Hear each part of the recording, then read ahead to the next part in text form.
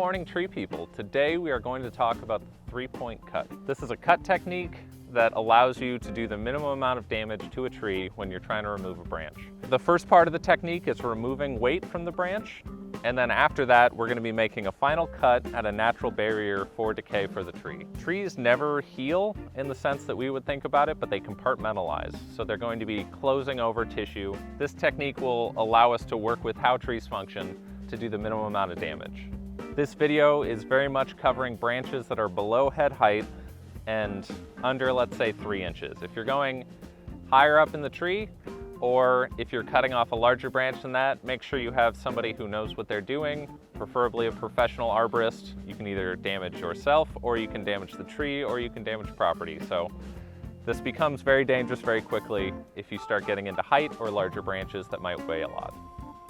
Before you start, you're going to want to make sure that you have some gloves on. If you're using a saw that is properly sharp, there's a good chance you're going to cut yourself. And if you do, it's going to be very unpleasant. I can tell you from personal experience. Also, safety glasses are going to be good.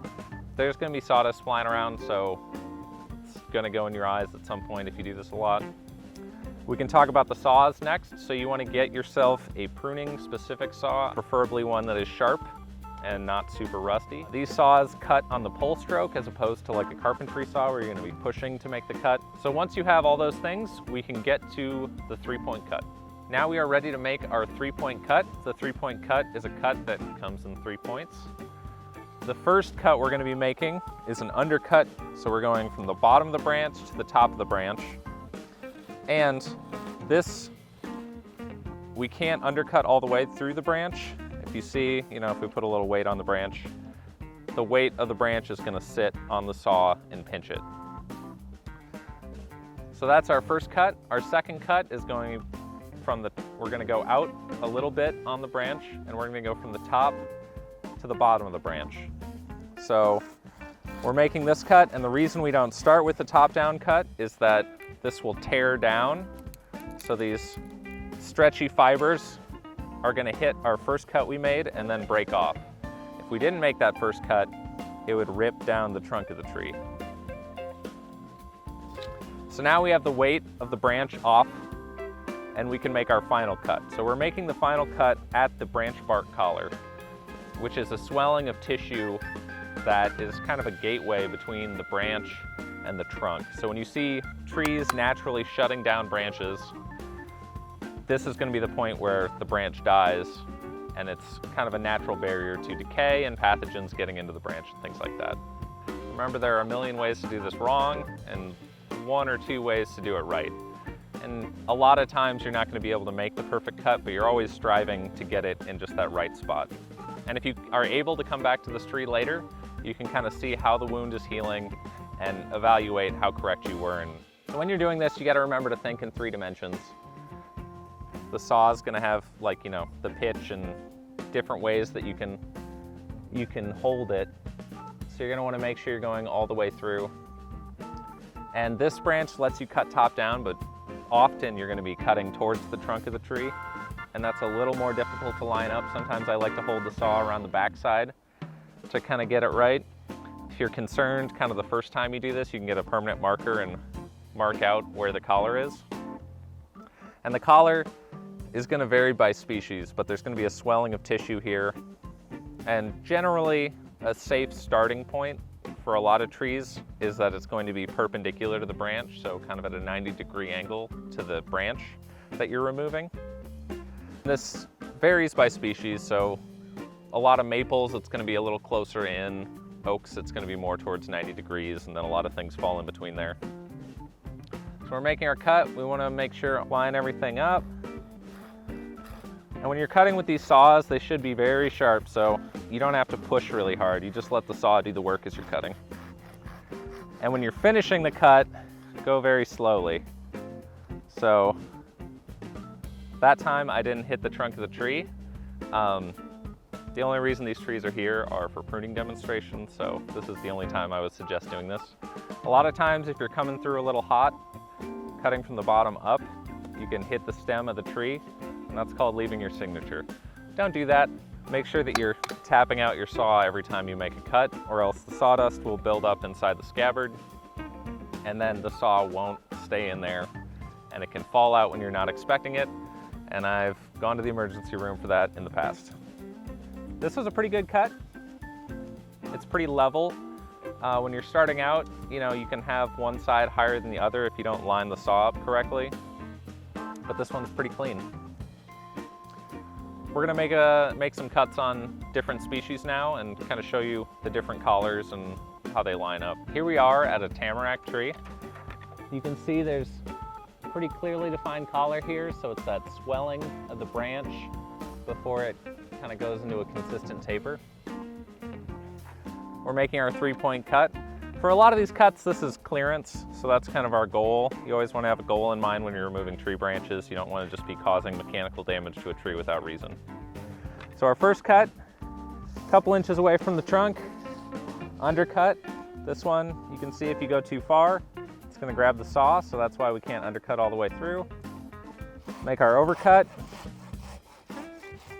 peels back to the undercut, or we can just finish it. Set that to the side, find our collar,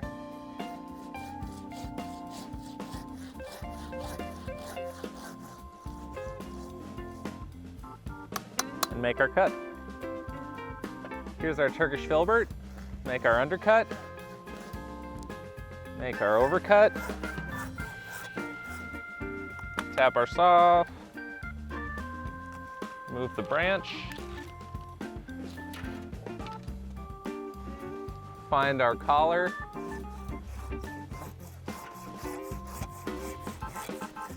finish nice and easy, tap the saw out, and we're done. Make our undercut, grabbed it a little bit,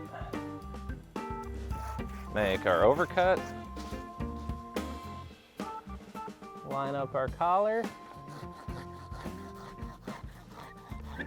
make sure we don't come in hot.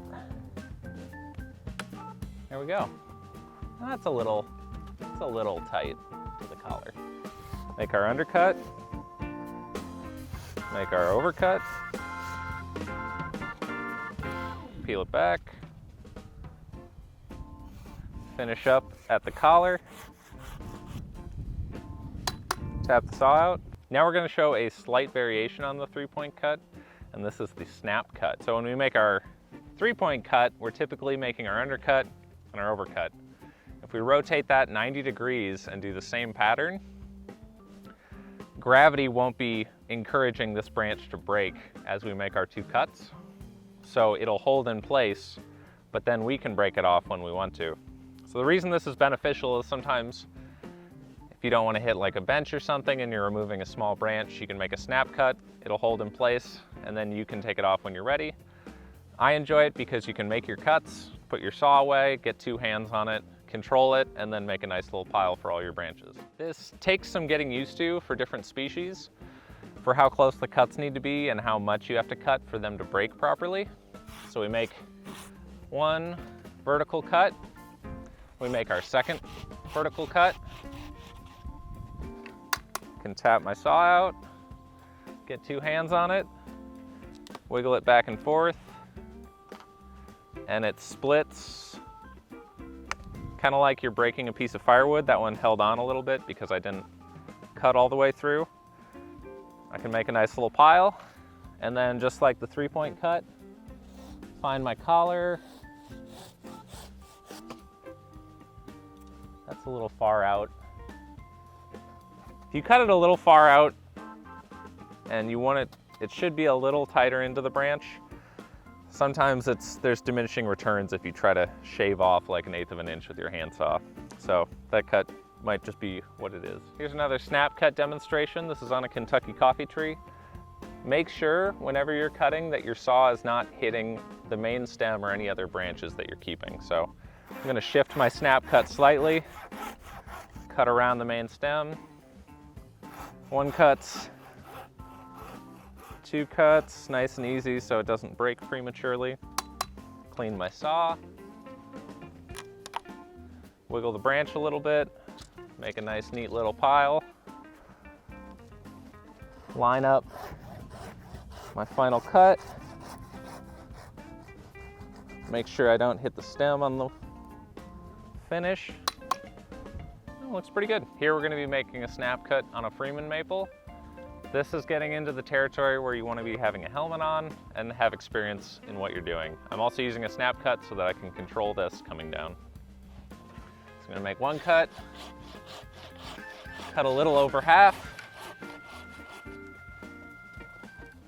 make my second cut,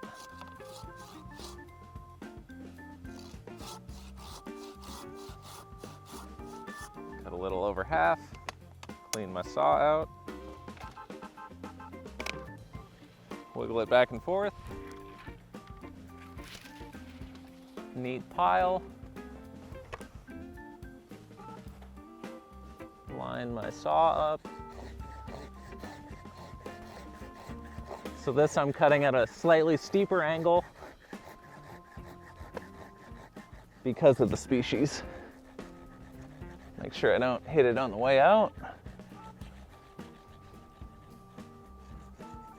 Come on now, there we go.